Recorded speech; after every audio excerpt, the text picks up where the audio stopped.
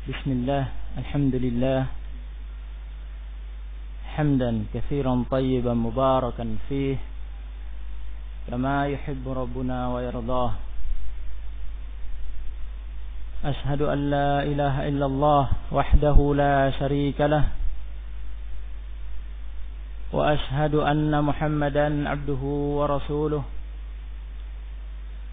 صلى الله على نبينا محمد وعلى آله وأصحابه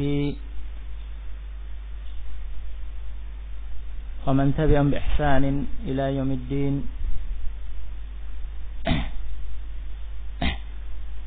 وسلم تسليما مزيدا. أما بعد،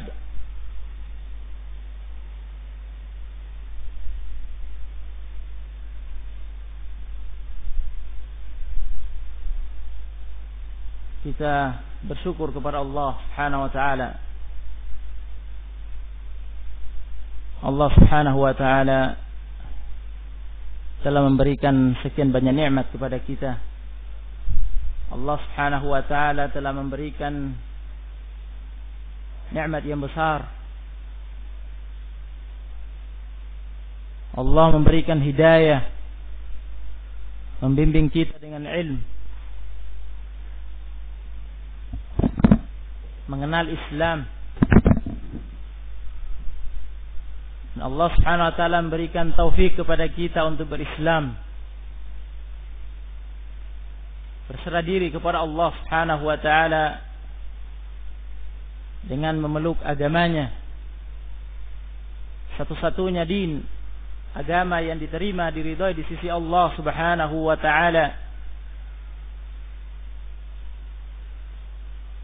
Dan Allah Subhanahu wa taala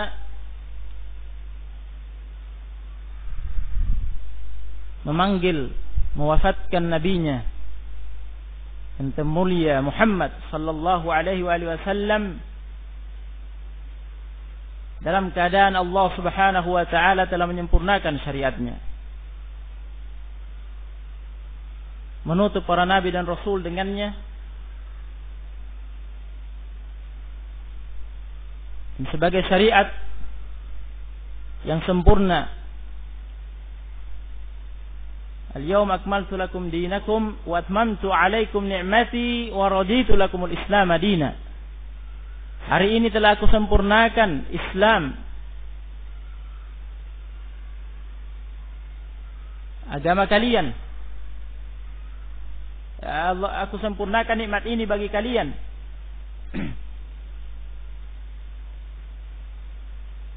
Dan aku ridha Islam sebagai agama kalian.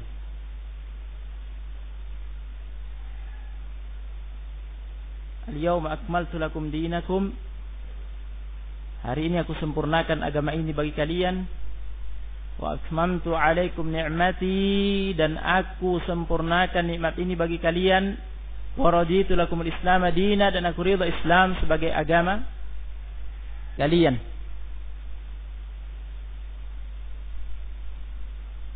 Syariat Islam ini telah sempurna. Rasulullah sallallahu alaihi wasallam telah mengajarkannya. Walhamdulillah kepada murid-muridnya, generasi terbaik umat ini, as-sahabah ridwanullah alaihim ajma'in, yang dikenal sebagai salafun as-salih, panutan kita.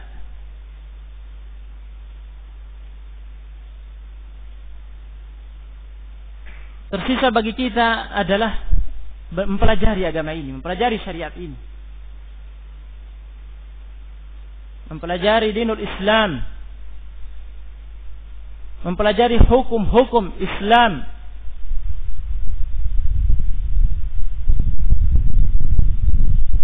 meliputi ahkam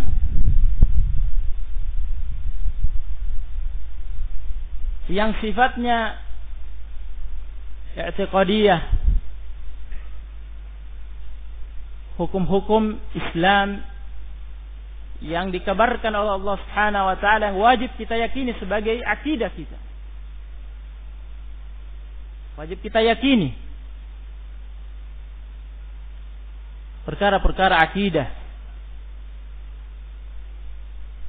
Begitu pula hukum-hukum Islam yang sifatnya amaliyah, perkara-perkara amalan, ibadah kepada Allah Subhanahu wa taala, ibadah salat dan yang lainnya.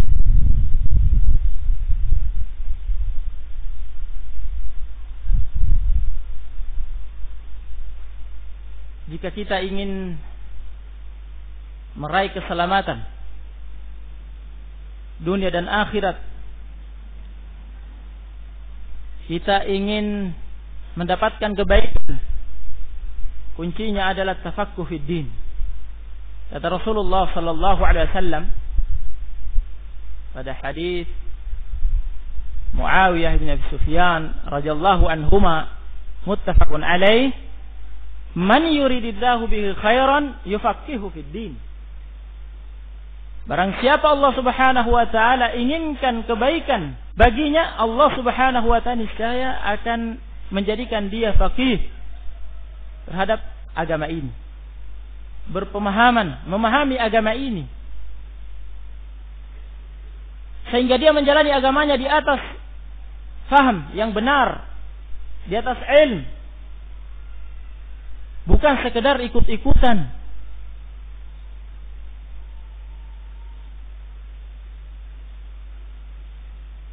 Sebuah asar diucapkan oleh Ali radhiyallahu anhu yang dikeluarkan oleh Al-Khatib Al-Baghdadi rahimahullah dalam kitabnya Al-Faqih wal Mutafaqih. Kata Ali radhiyallahu anhu, "An-nasu thalath." Manusia itu ada 3 golongan. Ada 3 golongan, tingkatan. Yang pertama yang beliau sebutkan, alimun rabbani. Seorang alim rabbani. Alim yang matang ilmunya, yang kokoh ilmunya, yang mentarbiyah umat, mendidik umat, mengajari umat.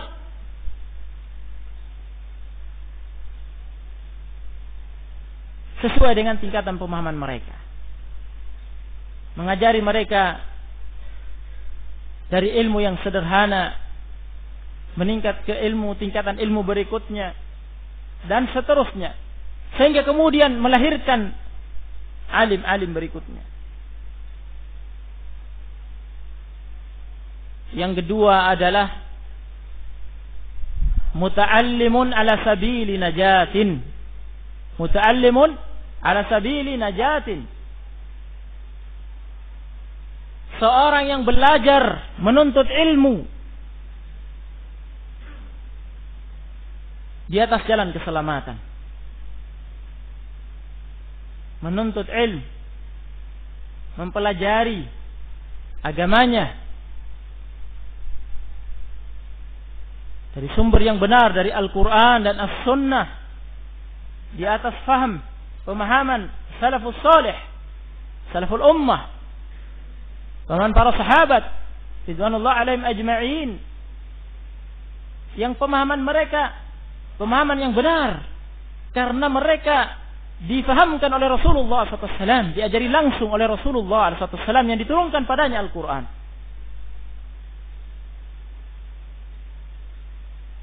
Nah, oleh karena itu, dalam perkara akidah, dalam perkara i'tiqadiyah, para sahabat salafus salih sepakat.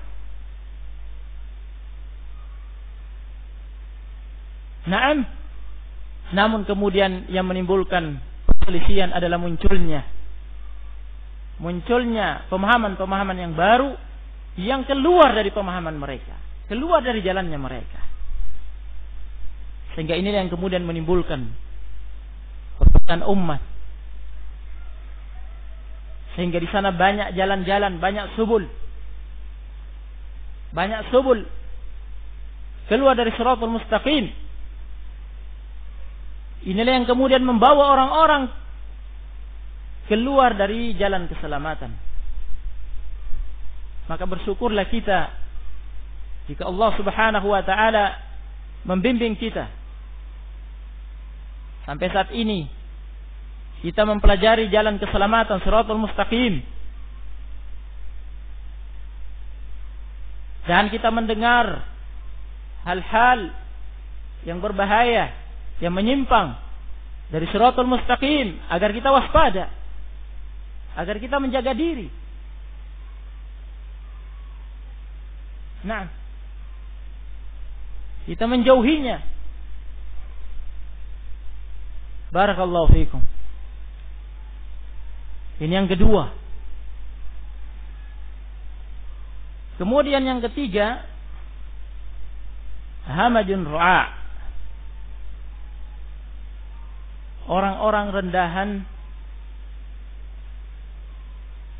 atba'u kulli na'iq, pengikut setiap orang yang menyeru, mengajak,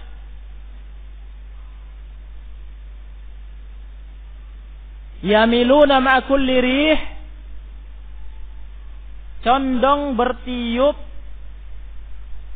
ke arah bertiupnya angin. Kemana ajakan itu dia pun ikut,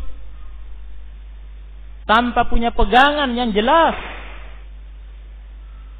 La yalja'una ila ruknin wasiq, kata Ali radhiyallahu anhu. Mereka tidak bersandar kepada suatu pegangan yang kokoh.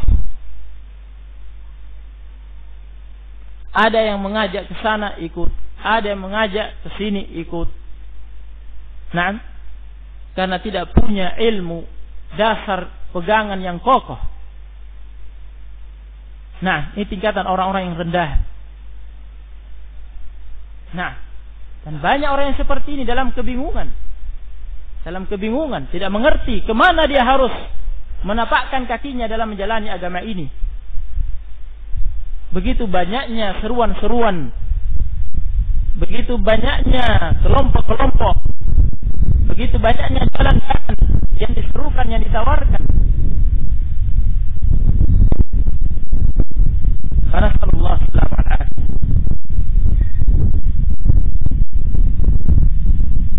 Nah,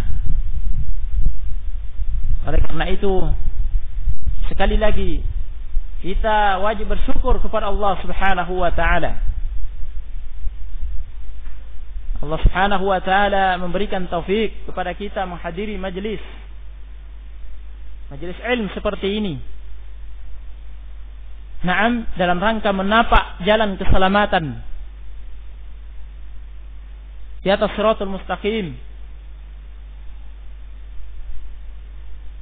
dengan harapan kita berjumpa dengan Allah Subhanahu wa taala, mendapatkan ridhonya.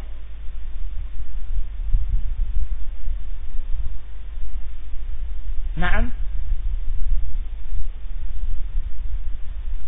musuh yaitu iblis dan bala tentaranya dari kalangan syaitan, wali-walinya dari kalangan syaitan, al-jin wal-ins, dari kalangan jin dan manusia. Mereka tidak akan pernah berhenti, tidak akan pernah berhenti untuk berupaya menjerumuskan Bani Adam, menjerumuskan kita ke dalam kesesatan, untuk masuk dalam kelompok mereka, untuk kemudian masuk dalam neraka jahannam, iyadzan billah. Allah Subhanahu wa taala mengingatkan dalam firman-Nya,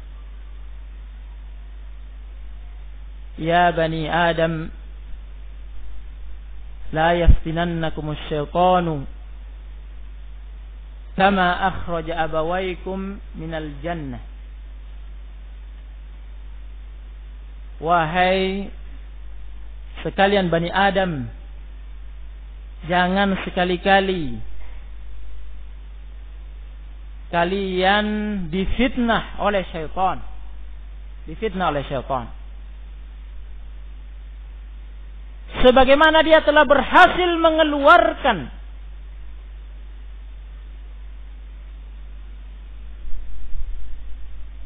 bapak ibu kalian dari jannah, yaitu Adam dan Hawa. Yanzi'u anhuma libasahuma liyuriyahuma sawatihima. Yang dengan itu berakibat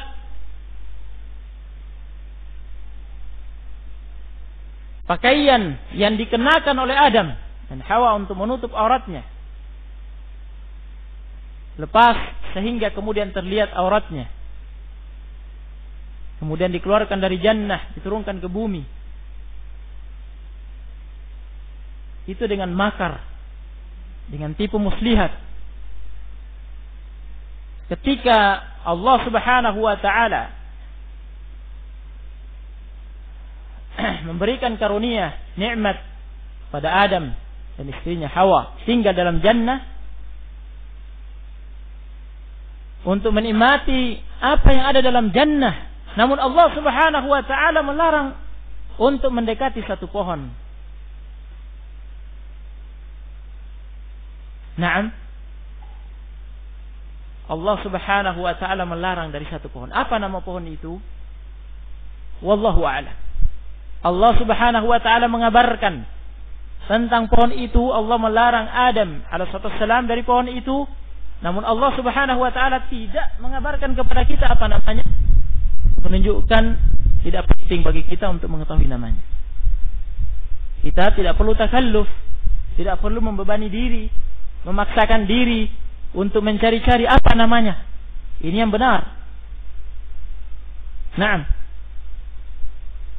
Seperti kata Imam al-Mufassirin Ibnu Jarir At-Tabari. Nah. Ya. Yang jelas Allah Subhanahu wa taala melarangnya dari pohon itu. Kemudian dikarenakan iblis yang telah dikeluarkan oleh Allah Subhanahu wa taala, diusir dari langit, dilaknat oleh Allah Subhanahu wa taala karena dia tidak mau sujud kepada Adam. Ketika Allah Subhanahu wa taala merintahkan kepadanya untuk sujud kepada Adam dengan dalih, dengan kias yang batil, dengan dalih bahwa dia lebih mulia daripada Adam karena diciptakan dari api sedangkan Adam diciptakan dari tanah. Dan inilah awal adanya kias yang batil, analogi yang batil yang dicontohkan oleh iblis ketika itu untuk menentang perintah Allah Subhanahu wa taala, sehingga Allah Subhanahu wa taala melaknatnya. Kemudian dia bersumpah di hadapan Allah Subhanahu wa taala akan menyesatkan Bani Adam semampunya. Naam. Sehingga tidak didapatkan mayoritas penduduk bumi ini bersyukur kepada Allah Subhanahu wa taala. Mayoritas penduduk bumi ini sesat. Hanya sedikit yang selamat. Naam.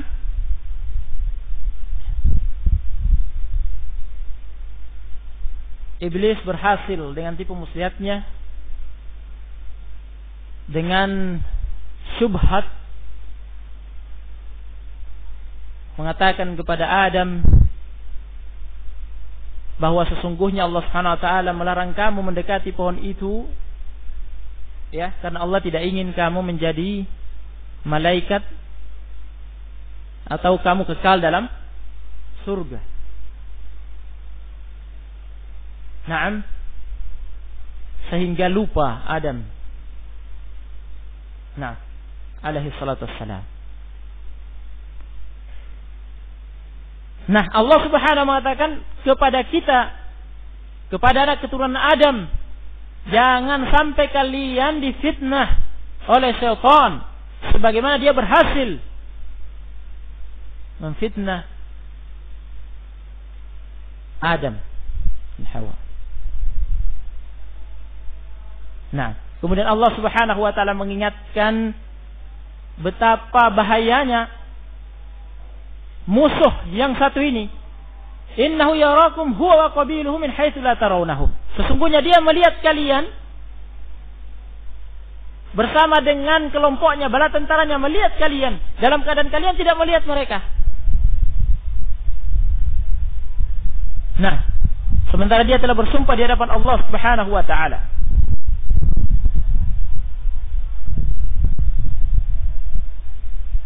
Bahwa akan mendatangi dari arah kanan, dari arah kiri.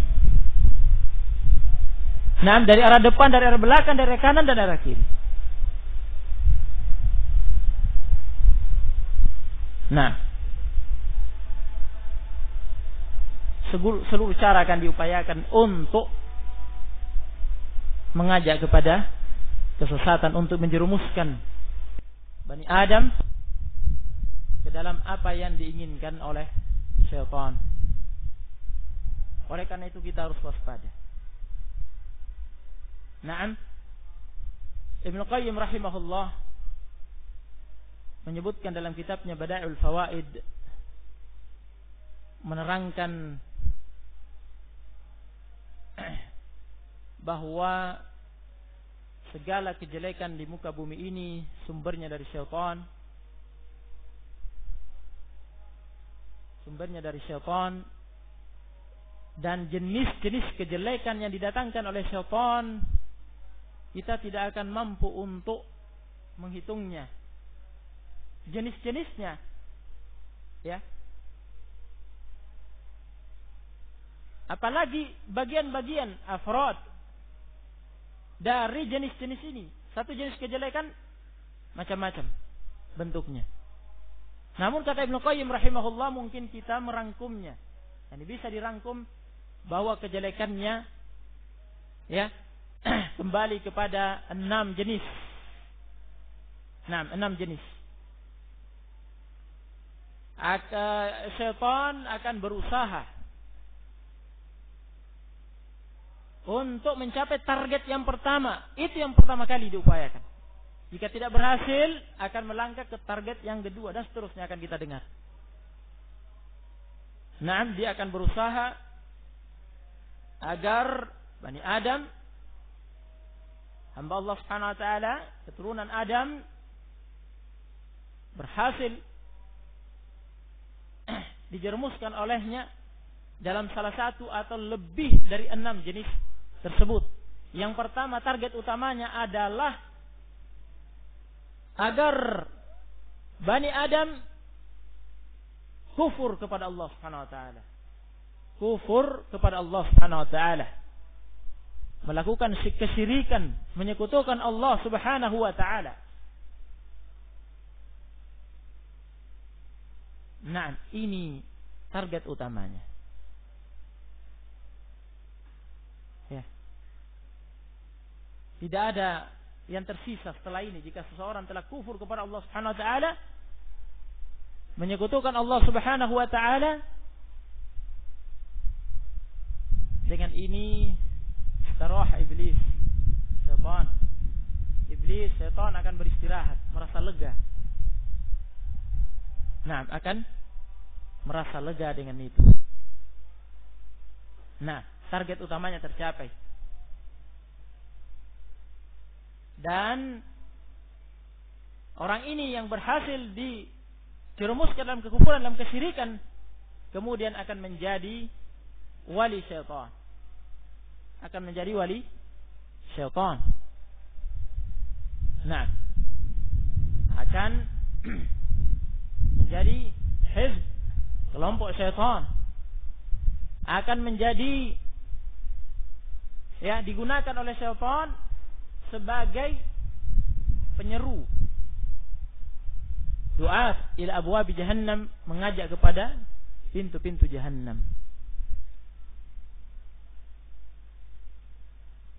Nah, kemudian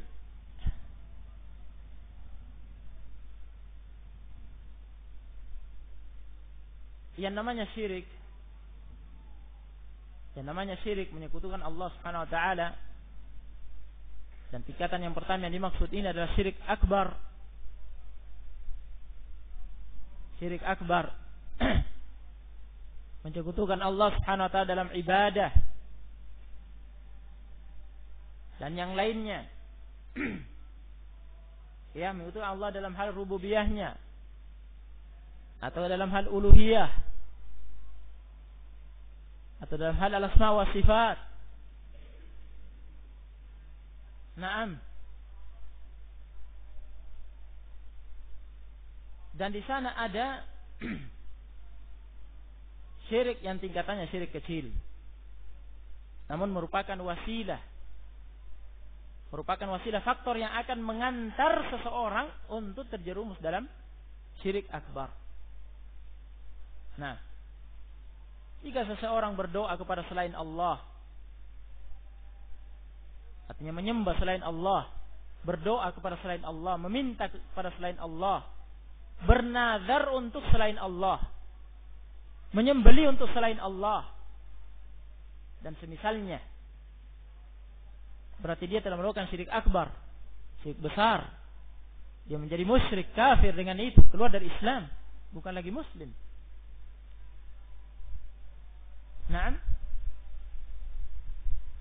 oleh karena itu, ya, berhati-hati. Syirik kecil ini merupakan faktor wasilah yang akan menyeret ke sana. Nah, sebagian orang misalnya, ya, mengenakan jimat dengan keyakinan bahwa ini merupakan faktor yang menjaga adalah Allah Subhanahu wa taala. Yang mengatur adalah Allah, yang menjaga adalah Allah Subhanahu wa taala. Namun ini adalah faktor yang digantung, ini adalah faktor. Nah, yang dengan sebab itu Allah menjaga. Nah, berarti dia melakukan syirik kecil. Namun ini faktor wasilah yang akan menyeret, ya. Sebagian orang kemudian tingkatannya bergantung, benar-benar bergantung kepada jimat itu, dan menganggap jimat itu punya kekuatan di luar kekuatan Allah Subhanahu wa taala, sehingga menjadi seorang musyrik, menjadi seorang kafir, bukan lagi muslim. Jika sudah demikian tingkatannya. Nah, ini yang pertama. Ya, target utamanya mengkufurkan Bani Adam. Jika dia tidak berhasil, maka dia akan melangkah ke yang kedua, yaitu dengan tipu muslihatnya agar menjerumuskan Bani Adam ke dalam bid'ah. Nah, ke dalam bid'ah. Ya. Bid'ah adalah tariqatun mukhtara'ah fid din, tudahi syari'ah yuqsadu bis-suluki 'alaiha al-mubalaghatu fi at-ta'abbud lillahi subhanahu wa ta'ala. Jalan sistem yang baru yang diciptakan, yang diada-adakan, menyaingi, menandingi syariat. Dimaksudkan menjalani sistem ini untuk berlebihan di dalam mendekatkan diri kepada Allah Subhanahu wa taala. Tidak puas dengan syariat. Syariat sudah kita dengar sempurna, Allah Subhanahu wa taala sudah sempurnakan. Tinggal dipelajari, tinggal diikuti, tinggal dijalani. Syariat ini warisan, ilmu ini warisan. Nah, kita tahu bersama para nabi dan rasul tidak mewariskan harta, kan begitu? Tidak mewariskan harta benda. Yang mereka wariskan adalah ilmu. Kita tinggal mewarisi. Bagaimana cara mewarisinya? Dengan belajar. Ya, mengambil dari sumbernya yang benar, dari Al-Quran dan As-Sunnah, dibangun di atas pemahamannya salaful ummah, para sahabat ridwanullah alaihim ajma'in, yang mereka adalah muridnya Rasulullah SAW yang diajari langsung Al-Quran dan As-Sunnah, sehingga pemahaman mereka benar. Nah, kita tinggal mewarisi ini. Tidak butuh dan tidak perlu mengadakan yang baru yang selain itu, menciptakan hal yang baru. Baik dalam hal akidah, ibadah, ya, dan yang lainnya. Tinggal mengikuti. Nah, namun ya, ini salah satu tipu muslihat, makar, ya, iblis, syaitan. Nah, sehingga muncullah bid'ah-bid'ah, muncullah ahlul bid'ah al-ahwa, pengekor hawa nafsu. Ya, masing-masing mengikuti hawa nafsunya dengan bid'ahnya masing-masing. Sehingga demikian banyak bid'ah, demikian banyak sistem-sistem baru. Nah, tidak puas dengan syariat ini. Nah, tingkatan yang ketiga yang akan disebutkan yaitu dosa besar. Dosa besar, syaitan lebih menyukai mengajak, menjerumuskan Bani Adam kepada bid'ah sebelum dosa besar. Kepastikan. Nah, kata Sufyan Ats-Tsauri rahimahullah, sebenarnya dalam kitab Syarh Ushul I'tiqad Ahlussunnah karya Lalaka'i rahimahullah, na'am, al-bid'atu ahabbu ila iblis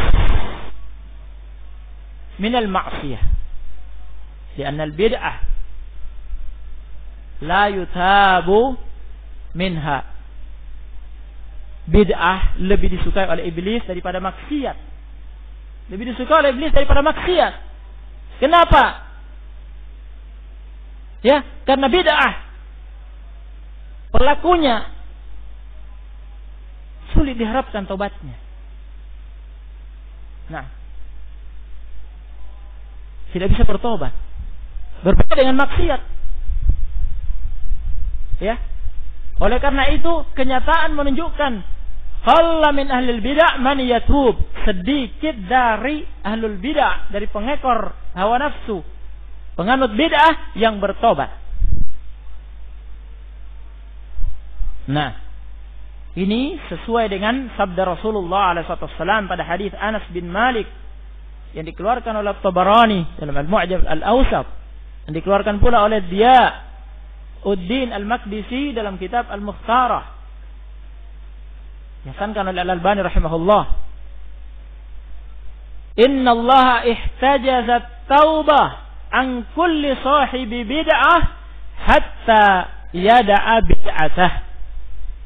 Inna Allah ihtajazat at-taubah, sesungguhnya Allah Subhanahu wa taala menghalangi taubat an kulli sahibi bid'ah, dari setiap penganut bid'ah, pelaku bid'ah. Allah menghalanginya untuk bertaubat. Dikarenakan dia menuhankan hawa nafsunya. Menuhankan hawa nafsunya. Nah, siapa yang diharapkan bisa menyelamatkan dia? Siapa yang diharapkan bisa menasihati dia, mengajak dia kembali kepada Shiratal Mustaqim setelah dia memilih menuhankan hawa nafsunya? Ara'aita man ittakhadha ilahahu hawahu afa anta takunu alaihi wakila? Tidakkah kamu melihat orang yang menuhankan hawa nafsunya?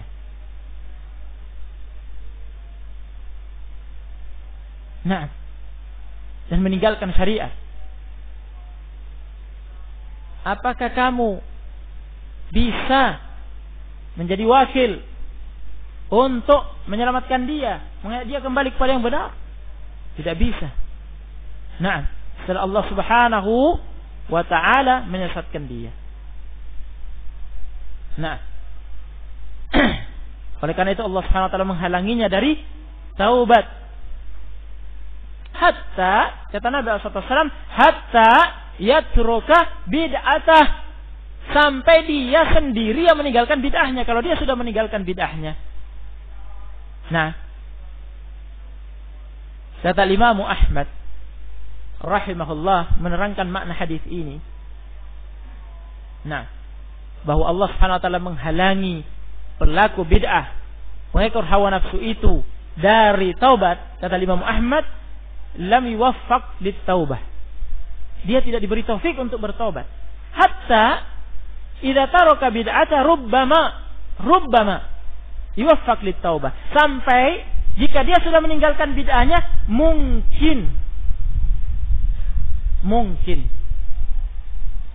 saja Allah Subhanahu wa taala akan memberi taufik kepadanya untuk bertobat. Ini pun mungkin, kata Imam Ahmad. Nah, oleh karena itu kita dengar tadi dari Sufyan Ats-Tsauri rahimahullah mengatakan bid'ah ini lebih disukai oleh iblis daripada maksiat. Nah, oleh kata Ibnu Qayyim menyebutkan ini pada target yang kedua. Target keduanya iblis sebelum dosa besar.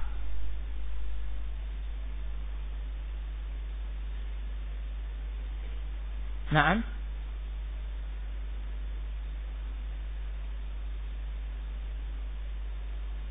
Barakallahu fikum. Yang namanya bid'ah, agar kita juga tahu bahwa bid'ah itu bertingkat-tingkat. Sebagaimana diterangkan oleh Al-Allamah Syekh Rabi' bin Hadi Al-Madkhali hafizahullah. Naam, seperti dalam syarahnya terhadap kitab Ushul Sunnah karya Imam Ahmad, milik Imam Ahmad, dalam syarahnya Syekh Rabi' menyebutkan tiga tingkatan itu.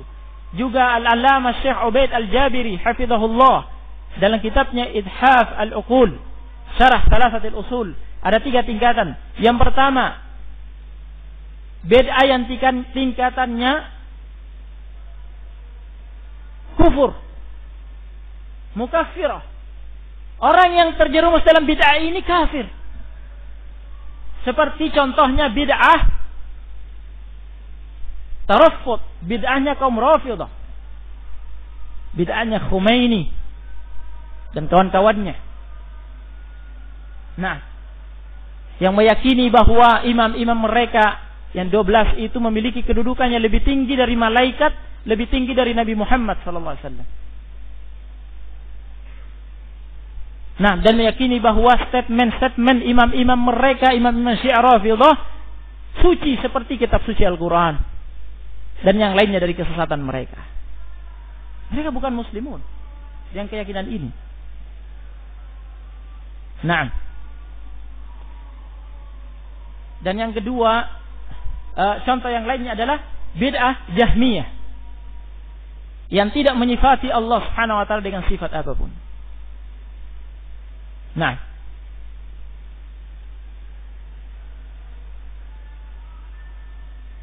barakallahu fikum.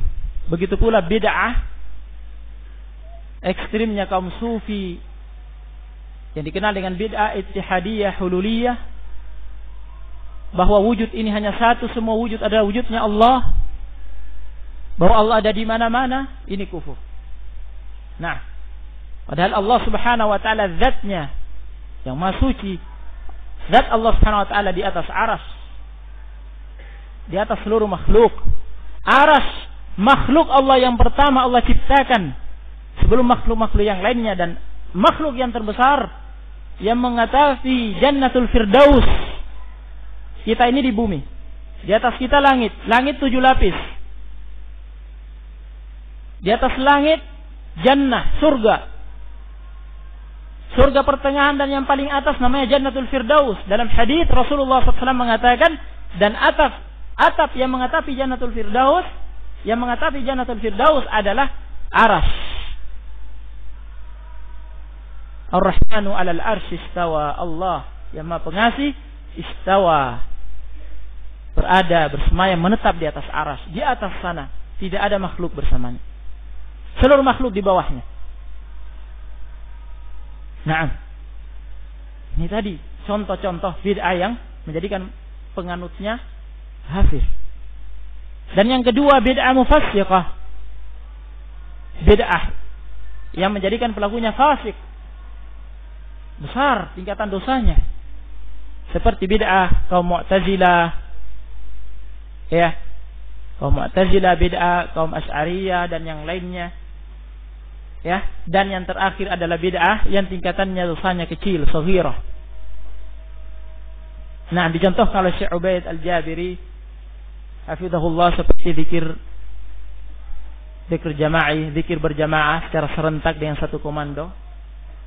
Nah, jika iblis berhasil target yang kedua ini, jika tidak, maka dia akan beralih ke target yang ketiga, yaitu dosa besar. Berusaha untuk menjerumuskan Bani Adam ke dalam kefasikan, kabair, dosa besar. Naam. Nasallallahu salam wal afiyah. Kaum muslimin sekarang ini pada masa kita, mereka bermudah-mudahan ya, dan menganggap biasa hal-hal yang itu pada masa sahabat, pada masa Rasulullah SAW, hal yang besar, merupakan dosa besar. Nah, seperti kata Anas radhiyallahu anhu, "Innakum lata'maluna a'malan. Innakum lata'maluna a'malan. Hiya fi nadharikum adaq min asy-sya'r wa kunna na'udduhu fi zamanin Nabi sallallahu alaihi wasallam min al-mubiqat." Atau kama qala Anas radhiyallahu anhu. Kalian melakukan amalan-amalan, hal-hal yang menurut pandangan kalian itu biasa, itu ringan. Kalian memandangnya itu lebih ringan daripada sehelai rambut. Lebih ringan dari sehelai rambut. Padahal kami pada masa Nabi sallallahu alaihi wasallam memandang itu minal mubiqat, tergolong dosa-dosa yang membinasakan, menjerumuskan dalam neraka. Ya dan billah, sekarang banyak kaum muslimin yang mengaku muslim tapi tidak sholat, tidak memperhatikan sholat. Nah, pada masa Nabi SAW, sampai-sampai orang yang sakit, yang lemah dipapah ke masjid berjamaah. Nah, sekarang masjid-masjid kosong dari kaum muslimin.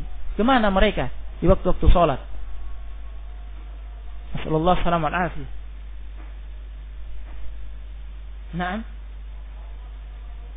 ya, yang namanya penipuan, hal yang menjadi biasa. Padahal Rasulullah SAW mengatakan, "Man ghasya falaysa minna." Barang siapa menipu, bukan bagian dari kami, bukan golongan kami. Bukan berarti dikafirkan, tapi bukan golongan dari kami dalam hal itu. Ya, karena Nabi SAW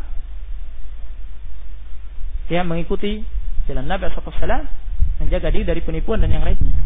Nah, kemudian jika tidak berhasil dari target yang ketiga, beralih ke target yang keempat, yaitu maksiat yang tingkatannya dosa kecil. Nah, saghira minas saghair. Nah, dosa kecil. Ya. Namun perhatikan bagaimana tipu muslihatnya syaitan. Nah, seseorang melakukan dosa kecil, dijadikan dia terbiasa dengan dosa kecil itu. Ya, musir alaih, terus menerus dengan dosa kecil sehingga menumpuk dosa yang kecil, jika menumpuk menggunung menjadi besar. Menjadi dosa besar jadinya. Nah, oleh karena itu kata Ibnu Qayyim rahimahullah, nah, pelaku dosa besar yang dia khaif, dalam keadaan takut, melakukan dosa besar itu dalam keadaan dia takut, khawatir. Ya. Tidak tenang dia melakukan dosa besar itu. Ini kondisinya lebih baik daripada orang yang melakukan dosa kecil dalam keadaan dia biasa-biasa saja. Santai, terus diulangi.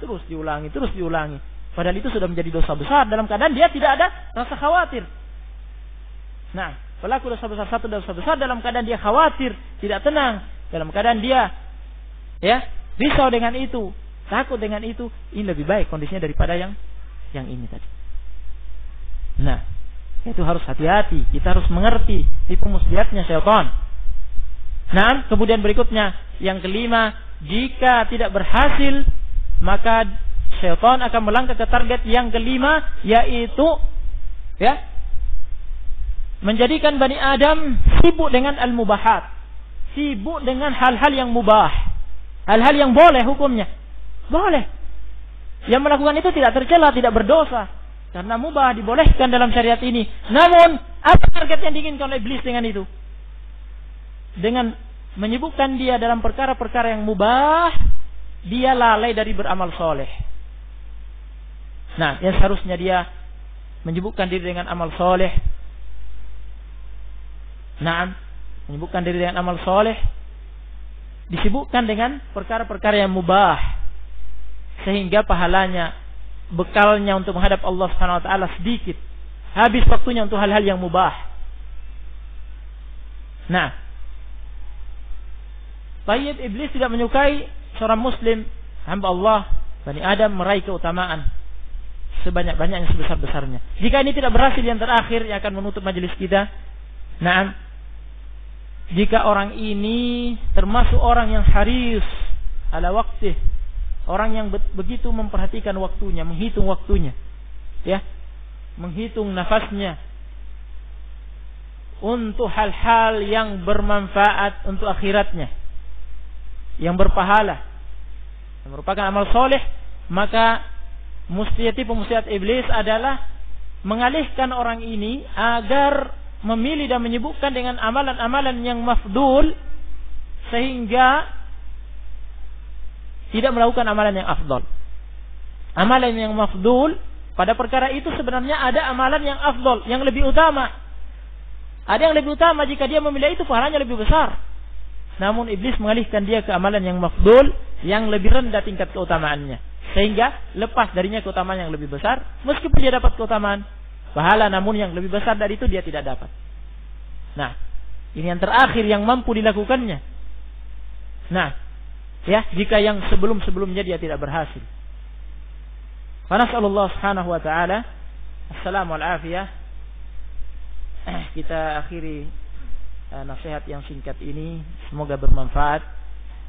Dan semoga Allah Subhanahu wa taala memberikan taufik kepada kita untuk beramal dengan ilmu yang kita ketahui.